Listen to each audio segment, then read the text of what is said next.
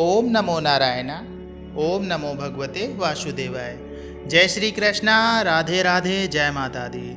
हर हर महादेव। जय भोलेनाथ। आप सभी पे भगवान की कृपा बनी रहे, आप सभी पे भगवान का आशीर्वाद बना रहे। नकारात्मक ऊर्जा जब आपके आसपास होती है तो बहुत सारी परेशानियां पैदा करती है। कभी कभी ऐसा होता है कि कोई जगह अशुद्ध होती है, या जिस जगह पे कोई क्रियाकलाप करके जाता है, या वहाँ पे कोई तालाब हो, उसमें बहुत सारी गंदगी पड़ी हो, उसके ऊपर मिट्टी डाल के कोई रहने लगे, या कोई भी अपवित्र जगह हो जहाँ पे आपने घर बना लिया हो, या आपका घर सही बना है लेकिन वहाँ पे भगवान का जो स्थान है वहाँ पे आपने लैट्रिन बाथरूम बना दिए हैं, या लैट्रिन बाथरूम वाली जो जगह है वहाँ पे आपने मंदिर बना दिया है, तो नकारात्मक ऊर्जा कहीं ना कहीं हमारे घर में आने लगती है और हमारे घर का माहौल जो है वो ख़राब कर देती है। वो ऐसा नहीं है कि नकारात्मक ऊर्जा आपके ऊपर आएगी और आपको एकदम से कोई नेगेटिव एनर्जी दिखने लगेगी या बहुत कुछ फील होने लगेगा, आप चिल्लाने लगोगे, ऐसा कुछ नहीं है। लेकिन जो घर में आपस में कलह होता है, आपस में झगड़े होते हैं, बिना बात के एक दूसरे से झगड़े शुरू हो जाएंगे, बिना बात पे आप एक दूसरे पे चिल्लाना शुरू कर देंगे, बिना बात के आपको गुस्सा आना शुरू हो जाएगा एक दूसरे के ऊपर। आप जब भी किसी से बात करेंगे तो गुस्से से बात करेंगे, कोई मैटर नहीं होगा, कुछ नहीं होगा, तब भी एक दूसरे से बहस हो जाएगी। तो इस तरह से लक्षण जो दिखते हैं वो नकारात्मकता के कारण ही दिखते हैं। और नकारात्मक ऊर्जा तब ज़्यादा शक्तिशाली हो जाती है जब सकारात्मक ऊर्जा को आप नहीं साध पाते हैं, या आप सकारात्मक ऊर्जा को नहीं संग्रहित कर पाते हैं। कभी कभी क्या होता है कि जैसे आपने जो उत्तर पूर्व की दिशा होती है, ईशान कोण जिसे कहते हैं, वहाँ पे मंदिर बनाना चाहिए था जहाँ पे देवों का स्थान होता है, देव स्थान जिसे बोलते हैं। उस स्थान पे अगर आपके यहाँ लैट्रिन बाथरूम बन जाता है तो वहाँ पे फिर जो देवता है वो कभी नहीं आते हैं, क्योंकि वो तो कैसे आएंगे। आपको सोचिए, जो जगह अपवित्र हो चुकी हो वहाँ पे देवता कभी आएंगे ही नहीं। जो उनका स्थान था उसी स्थान पे आपने गलत चीज़ बनवा दी। तो इसके कारण भी ऐसा होता है, क्योंकि जब आप पूजा पाठ करें, सब कुछ करें, कहीं और पूजा पाठ कर रहे हैं या कहीं और आपने किसी दूसरी दिशा में मंदिर रखा हुआ है, तो वहाँ से जो पॉजिटिव एनर्जी आप इकट्ठा कर रहे हैं या आप पूजा पाठ करके जो आध्यात्मिक ऊर्जा इकट्ठा कर रहे हैं वो कहीं ना कहीं आपके साथ नहीं देती है, क्योंकि आपने मुख्य जगह पे गलत चीज़ बना रखी, जिसकी वजह से वो जो नकारात्मक ऊर्जा होती है बहुत ज़्यादा होती है। आपने देखा भी होगा जिनके घर में उत्तर पूर्व दिशा में लैट्रिन बाथरूम बना है, आप देखिए उनके घर में कैसा कलह मचता है। उनके घर में जो मुखिया होता है उसकी तबीयत खराब रहती है, पेट खराब रहता है। ये सब लक्षण होते हैं नकारात्मक ऊर्जा के। और बिना बात के जब आपस में एक दूसरे से लोग चिल्लाने लगे, बिना बात में एक दूसरे पे गुस्सा करने लगे, बिना बात के, बिना मैटर के छोटी छोटी बातों में झगड़ा हो जाए, तो आप समझ लेना कि कुछ ना कुछ नकारात्मकता आसपास अवश्य है।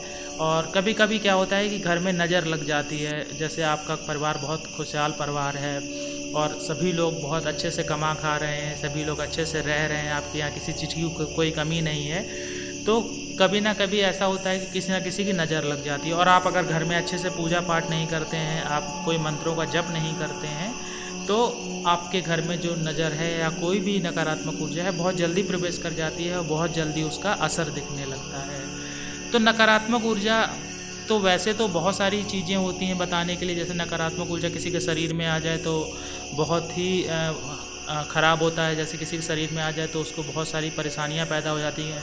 वो खुल के सामने ना आए तो बहुत ज़्यादा दिक्कतें होती हैं, क्योंकि वो शरीर को अंदर ही अंदर एक तरह से उसकी जो आध्यात्मिक ऊर्जा होती है या पॉजिटिव एनर्जी होती है वो धीरे धीरे ख़त्म करती रहती है। उसका मन नहीं लगेगा, पूजा पाठ ही नहीं करेगा और बहुत सारे गलत काम करने में लग जाएगा। क्योंकि जो नकारात्मक ऊर्जा होती है उसे नकारात्मकता क्यों बढ़ती है और नकारात्मक ऊर्जा उसे कहते क्यों हैं। देखिए क्या होता है, जो भी इंसान अपने जीवन में अच्छा करता है, जो जैसे हम अच्छा बोलते हैं, आप जिस इंसान को अच्छा कहते हैं कि ये इंसान बहुत अच्छा है, बहुत दयालु है, सबका बहुत ख्याल रखता है, तो जब उसकी मृत्यु होती है तो वो नकारात्मक ऊर्जा नहीं बनता है, नकारात्मक ऊर्जा के रूप में वो नहीं जाता है, क्योंकि उसने अपने जीवन में पुण्य कमाया होता है। पुण्य कमा के वो अपने जीवन में पुण्य कमा कर नकारात्मक ऊर्जा का रूप नहीं लेता है।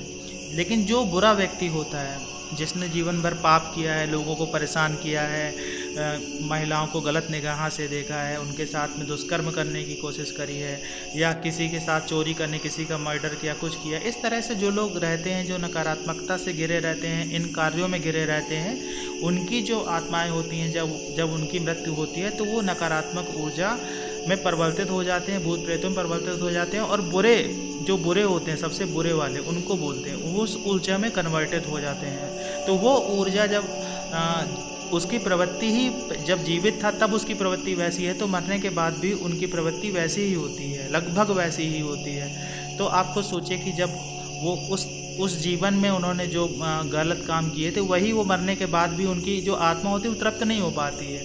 उनको लगता है कि अभी हम ये करते रहें, अभी हम ये पाते रहें, अभी भी हम ये सब चीज़ें करते रहें। तो उस तरह से उनकी प्रवृत्ति बनी रहती है, जिसकी वजह से जो अगर किसी के घर में आ जाते हैं या किसी व्यक्ति के लग जाते हैं तो उसके जीवन में तबाही शुरू हो जाती है, उसके जीवन में परेशानियां का जो दौर है वो शुरू हो जाता है। और जैसे बहुत सारे लोग क्या है, काला जादू करा देते हैं घर में। काला जादू के बारे में मुझे ज़्यादा अनुभव नहीं है, लेकिन मैं बता रहा हूँ, जैसे काला जादू करा देते हैं तो घर में कलह शुरू हो जाता है, आपस में झगड़े शुरू हो जाते हैं, और आपके जो देवता वगैरह हैं वो आपकी मदद नहीं कर पाते, क्योंकि आप इतनी ज़्यादा पूजा पाठ नहीं करते हैं। बहुत सारे लोग क्या होते हैं कि ये सोचते हैं कि पूजा पाठ से कुछ नहीं होता है, उनके जीवन में बदलाव नहीं होता है। कि सब लोग पूजा पाठ किस लिए करते हैं? हर आदमी ये सोचता है कि मुझे कुछ मिल जाए, कि आज मैं पूजा करूं कल मुझे ये मिल जाए, आज मैं पूजा करूं कल मेरा एग्ज़ाम पास हो जाए, आज मैं पूजा करूं कल मुझे ये चीज़ मिल जाए। तो लालच की वजह से आप पूजा करेंगे तो आपको कुछ नहीं मिलेगा। आप पूजा इसलिए करिए कि आपके जीवन में खुशहाली आए, आप पूजा इसलिए करिए कि आपकी आध्यात्मिक ऊर्जा बढ़े, आप पूजा इसलिए करिए कि आपके घर के चारों तरफ सकारात्मक माहौल बने। तो यही वो बात थी जिसकी वजह से हम आपको बताना चाह रहे थे कि आप कैसे नकारात्मक ऊर्जा से बच सकते हैं। तो इसके लिए आपको पूजा पाठ बहुत अच्छे से करनी पड़ेगी, कुछ नियमों के साथ में पूजा पाठ करनी पड़ेगी, और घर में जो मंदिर जहाँ पे होना चाहिए वहाँ मंदिर आपका होना चाहिए। क्योंकि जब आप देव स्थान में भगवान को स्थापित करेंगे, वहाँ पूजा करेंगे, तो उसका जो प्रभाव होता है बहुत अलग होता है। वहाँ बैठ के किए गए मंत्रों का जाप, वहाँ बैठ के की गई पूजा बहुत फलदायी होती है। अगर आप अपने घर में या अपने आसपास नकारात्मक ऊर्जा को दूर रखना चाहते हैं तो आपको पूजा पाठ के अलावा मंत्रों का जप भी करना चाहिए। जो आपके इष्ट देव हैं उनके मंत्रों का जप करना चाहिए। बहुत सारे देवी देवता उनके जो मुख्य मंत्र होते हैं, जैसे भगवान भोलेनाथ का ओम नमः शिवाय, भगवान विष्णु भगवान का ओम नमो नारायणा है, या ओम नमो भगवते वासुदेवाय है। इस तरह से जो मंत्र होते हैं, मुख्य मंत्र होते हैं, उन मंत्रों का आपको जप करना चाहिए। जो मूल मंत्र होते हैं आपके इष्ट जो कोई भी हो सकते हैं, उनके कोई भी इष्ट देव का मूल मंत्र आप ले लीजिए, उनका जप करिए। जब आप लगातार जप करेंगे, रोज़ जप करेंगे, तो क्या होगा कि उसकी जो मंत्र की जो ऊर्जा होती है धीरे धीरे करके बढ़ने लगती है। आप जब एक ही जगह पे मंत्रों का जप करते हैं तो जो उसकी ऊर्जा है वो धीरे धीरे करके एक एरिया को पूरा बंधन कर देती है कि उस एरिया में कोई भी नकारात्मक ऊर्जा नहीं आ सकती। जैसे आप घर में बैठ कर रहे हैं तो पूरे घर का एक बंधन जैसा हो जाता है, और उस बंधन के कारण कोई भी नकारात्मक ऊर्जा आपके घर में प्रवेश नहीं कर पाती। बहुत सारे लोग ऐसे हैं जो कुल देवी कुल देवता का पूजन ही नहीं करते, उनको पता भी नहीं रहता कि उनके कुल देवी कुल देवता नहीं है। अगर आपको नहीं पता है कुल देवी कुल देवता कौन है तो आप फिर भी उनके नाम से एक दीपक अवश्य जलाइए, कुल देवी देवताओं के नाम से। अगर आप नहीं पता है, भूल चूक माफ़ करके ऐसा कहिए उनसे, और उनसे प्रार्थना करिए कि वो आपके जीवन में खुशहाली वापस लेके आएँ।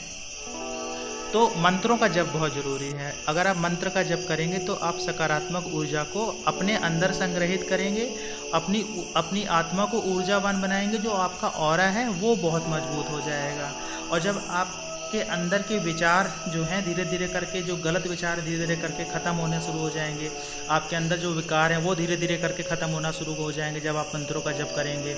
और आपके अंदर उस ऊर्जा का संचार होने लगेगा जिस ऊर्जा के मंत्रों का आप जप कर रहे हैं, और आपकी ऊर्जा उस मंत्र की ऊर्जा से आपके इष्ट देव से जुड़ेगी। और जब आपके इष्ट देव से आपकी ऊर्जा जुड़ जाएगी तब आपके जीवन में बदलाव होना शुरू हो जाएगा। तब आपके जीवन में ऐसी ऐसी चीज़ें होंगी जिसके ऊपर आप विश्वास नहीं कर सकते हैं, कोई नज़र नहीं लगेगी, आपके घर में कोई नकारात्मक ऊर्जा का वास नहीं होगा। कोई भी व्यक्ति आपके ऊपर कुछ करने की कोशिश करेगा वो चीज़ वापस चली जाएगी, क्योंकि आपने अपने घर का एक तरह से बंधन कर दिया। आपने अपने इष्ट देव को प्रसन्न कर लिया, अपने कुल देवी देवताओं को प्रसन्न कर लिया, तो उनकी शक्ति इतनी ज़्यादा हो जाएगी कि जो नकारात्मक ऊर्जा है उसकी शक्ति क्षीण पड़ जाएगी, कम पड़ जाएगी, जिसकी वजह से वो आपका कुछ भी नुकसान नहीं कर सकते हैं। तो अपनी ऊर्जा को आप बढ़ाइए, बस मंत्रों का जप करिए। मंत्रों के जप से आपके जीवन में बहुत ज़्यादा परिवर्तन होगा। ज़रूरी नहीं कि आप संकल्प लेके करें, आप एक नियमित रूप से भी मंत्रों का जप कर सकते हैं। जैसे आप एक माला रोज़ जप कर सकते हैं, जितना आपके पास सामर्थ्य है, जितना आपके पास में समय है। जितना ज़्यादा करेंगे उतना आपको लाभ मिलेगा। और इसका लाभ ऐसा नहीं कि आज कर लिया तो कल मिल जाएगा, थोड़ा सा आपको सब्र रखना पड़ेगा। ये मत सोचिए कि मेरे साथ तो सब बुरा ही होता आया है, भगवान कुछ नहीं होते हैं, ऐसा वैसा। तो अगर आप अपने अंदर नकारात्मकता लेके आएंगे तो फिर वो वैसे ही आपका जीवन होगा। और आप ऐसे लोगों से दूर भी रहिए जो लोग नकारात्मकता फैलाते हैं या जिनके अंदर नेगेटिविटी भरी पड़ी हुई है, उनसे दूर रहिए। आप ऐसे लोगों के संपर्क में ज़्यादा रहिए जो लोग पॉजिटिव हैं, पॉजिटिव सोचते हैं, अच्छा सोचते हैं, आध्यात्मिक ऊर्जा उनके अंदर है। तो ऐसे लोगों के आप संपर्क में रहेंगे तो आपकी सीरत भी वैसी हो जाएगी। दूसरा क्या है, आप जैसे घर पारिवारिक व्यक्ति हैं तो आप सौम्य देवताओं की पूजा करिए, उनके उग्र रूप की पूजा मत करिए। उग्र रूप की आप पूजा करेंगे तो आपके अंदर भी वैसे ही गुण आने लगेंगे। सौम्य रूप की आप पूजा करेंगे तो आपके अंदर सौम्य गुण आने लगेंगे। तो जैसे मुख्य देवी होती हैं तो मुख्य देवी की पूजा करिए, उनके किसी उग्र अवतार की अगर आप पूजा करेंगे तो उनके गुण आपके अंदर आने लगेंगे। क्योंकि जब आप किसी भी देवी देवता की पूजा करते हैं तो उनकी जो शक्ति है, उनकी जो ऊर्जा है, वो आप में कहीं ना कहीं सूक्ष्म रूप में धीरे धीरे आके समाहित होने लगती है। आपके विचार वैसे होने लगेंगे, आपकी सोच वैसी होने लगती है।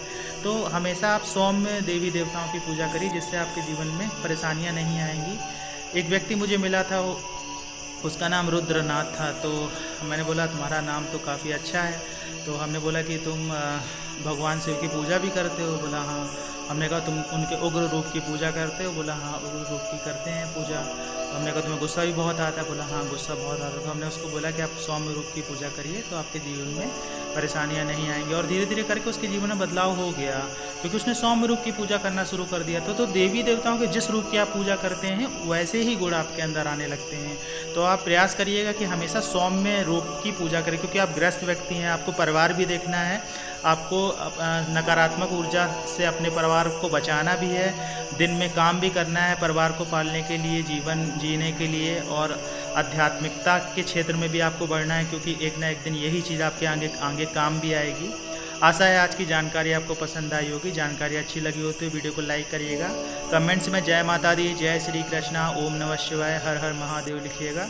मिलते हैं आपसे अगले वीडियो में अगली जानकारी के साथ में, तब तक के लिए जय श्री कृष्णा।